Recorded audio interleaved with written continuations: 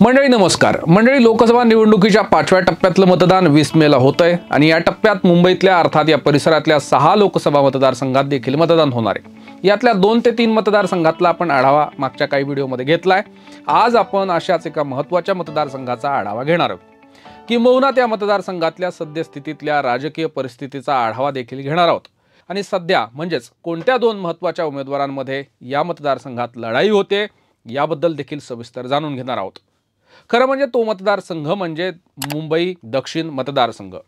या मतदारसंघाचे विद्यमान सध्याचे खासदार आहेत शिवसेना उद्धव ठाकरे गटाचे अरविंद सावंत। खरं म्हणजे अरविंद सावंत यांच्याकडे उद्धव ठाकरे यांच्याशी एकनिष्ठ म्हणून पाहिलं जाते, तर अरविंद सावंत यांच्या विरोधातले उमेदवार आहेत एकनाथ शिंदेंच्या सेनेच्या यामिनी जाधव। या निवडणुकीच्या रिंगणात आहेत। आता यामिनी जाधव यांचं नाव घेतलं की आपल्याला काही गोष्टी लक्षात येतील। त्यांचे पती यशवंत जाधव यांच्यावर ईडीने केलेली कारवाई, यामिनी जाधव यांची देखील ईडीकडून चौकशी झाल्याचं बोललं जाते।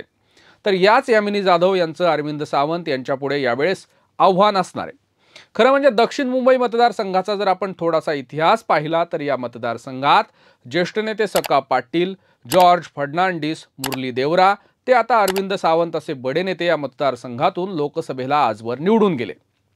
2014 पासून अरविंद सावंत या मतदारसंघाचं प्रतिनिधित्व करतायत। या मतदारसंघाचा विचार केल्यास बहुभाषिक मतदारसंघ असं देखील म्हटलं जातं। मराठी, गुजराती, मुस्लिम आणि अल्पसंख्याक तसंच दलित मतदारही मोठ्या प्रमाणात या मतदारसंघातून येतात।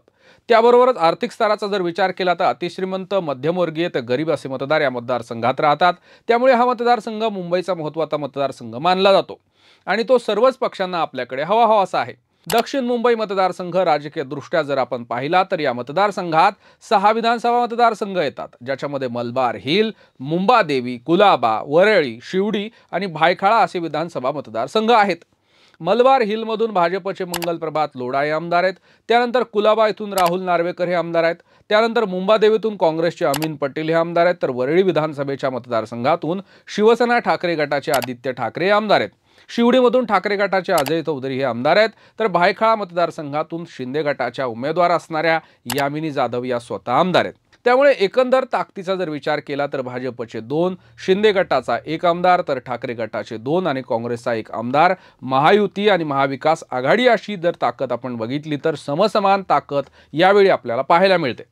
महत्त्वाचं म्हणजे अरविंद सावंत यांच्यासाठी ताकद देणारे आदित्य ठाकरे यांचा वरळी मतदारसंघ, अजय चौधरी यांचा शिवडी मतदारसंघ आणि काँग्रेसच्या अमीन पटेल यांचा मुंबादेवी हा मतदारसंघ पूर्णपणे अरविंद सावंत यांच्या पाठीमागे राहील असं बोललं जातंय।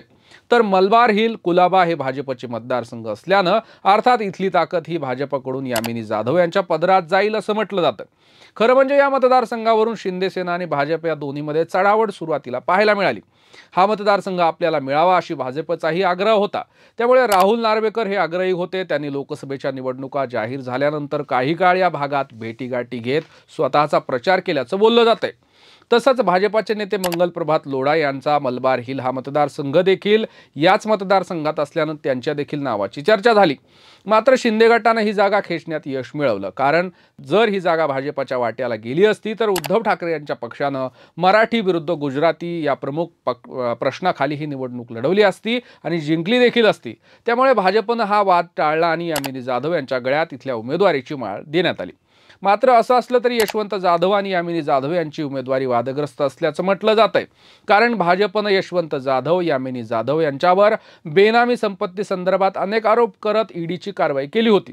स्वतः भाजप नेते देवेंद्र फडणवीस यांनी यामिनी जाधव यांच्या कारवाईची मागणी केली होती आणि आता उमेदवारी जाहीर झाल्यानंतर भाजपलाही यामिनी जाधव यांचा प्रचार करावा लागणार आहे। किंबहुना फडणवीस हे देखील या प्रचारात उतरण्याची आता शक्यता आहे। त्यामुळे ईडीच्या चौकशीचा ससेमिरा ते प्रकरण काहीसं भाजपच्या आणि शिंदे सेनेच्या उमेदवार यामिनी जाधव यांच्या अडचणीत वाढ करू शकतं असं बोललं जाते।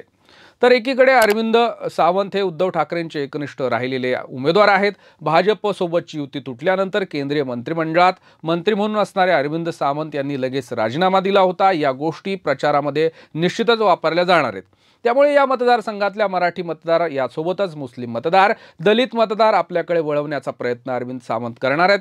अरविंद सावंत यांच्यासाठी उद्धव ठाकरे, आदित्य ठाकरे तसंच ठाकरे सेनेतील अनेक महत्त्वाचे नेते प्रचार करत आहेत। तर यामिनी जाधव यांच्यासाठी भाजपचे महत्त्वाचे नेते अर्थात पंतप्रधान नरेंद्र मोदी पासून मुख्यमंत्री एकनाथ शिंदे आदी नेते प्रचारात आहेत। खरं म्हणजे यामिनी जाधव या शिंदे गटाच्या आमदार आहेत, त्यामुळे लोकसभेच्या उमेदवार म्हणून या मतदारसंघात त्या कशा पद्धतीने पोहोचतात आणि आपला प्रचार करतात हे पाहणंच महत्त्वाचं ठरणार आहे. खरं म्हणजे भाजपचे 2 आमदार असताना शिंदे यांना सोडल्यानंतर हा मतदारसंघ काही काळ या मतदारसंघात आश्चर्य व्यक्त केलं गेलं होतं.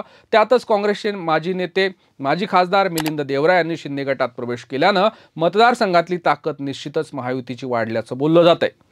त्यामुळे महायुतीचे 3 आमदार तसंच मिलिंद देवरांची ताकद याचा विचार जर केला तर महायुती इथे कमी स्ट्रॉंग नाहीये. त्यामुळे अरविंद सावंत यांच्यासाठी हे पारडं काहीसं सोपं वाटत असलं तरी ते तितकंही सोपं असणार नाही. कारण मोदींना तिसऱ्यांदा पंतप्रधान करण्यासाठी भाजपच्या वतीनं जोरदार प्रयत्न केले जाणार आहेत. त्यामुळे या मतदारसंघात भाजपचे नेते पूर्णपणे यामिनी जाधव यांच्यासाठी प्रचार करतील असं चित्र आहे. तसंच यामिनी जाधव आणि यशवंत जाधव यांच्यावर आरोप करणारे किरीट सोमय्या हे देखील यामिनी जाधव यांचा प्रचार करतील का असे प्रश्न आता मतदारसंघातल्या सर्वसामान्यांकडून विचारले जात आहेत. मात्र उद्धव ठाकरे यांच्या संदर्भात निर्माण झालेली सहानुभूतीची लाट, महाविकास आघाडीची असणारी संयुक्त ताकद, विशेषतः काँग्रेसची मुंबईत असणारी ताकद, या मतदारसंघात असणारी ताकद अरविंद सावंत यांच्या पाठीमागे निश्चितपणे राहील असं बोललं जात आहे. 17 मे रोजी महाविकास आघाडीची अर्थात इंडिया आघाडीच्या वतीनं मुंबईत संयुक्त पत्रकार परिषद घेतली गेली. त्यामुळे इंडिया आघाडीच्या वतीनं मोठी ताकद अरविंद सावंत यांना मिळण्याची शक्यता आहे. तुम्हाला काय वाटतं की दक्षिण मुंबई हा मतदारसंघ अरविंद सावंत यांना तिसऱ्यांदा आपल्याकडे राखण्यात यश येईल की शिंदे सेनेच्या यामिनी जाधव या इथून जायंट किलर ठरतील? शिवसेना विरुद्ध शिवसेना या सामन्यात कोण जिंकेल याबद्दल आम्हाला कमेंट बॉक्समध्ये नक्की कळवा आणि अशाच नवनवीन व्हिडिओसाठी पाहत रहा कडक बात.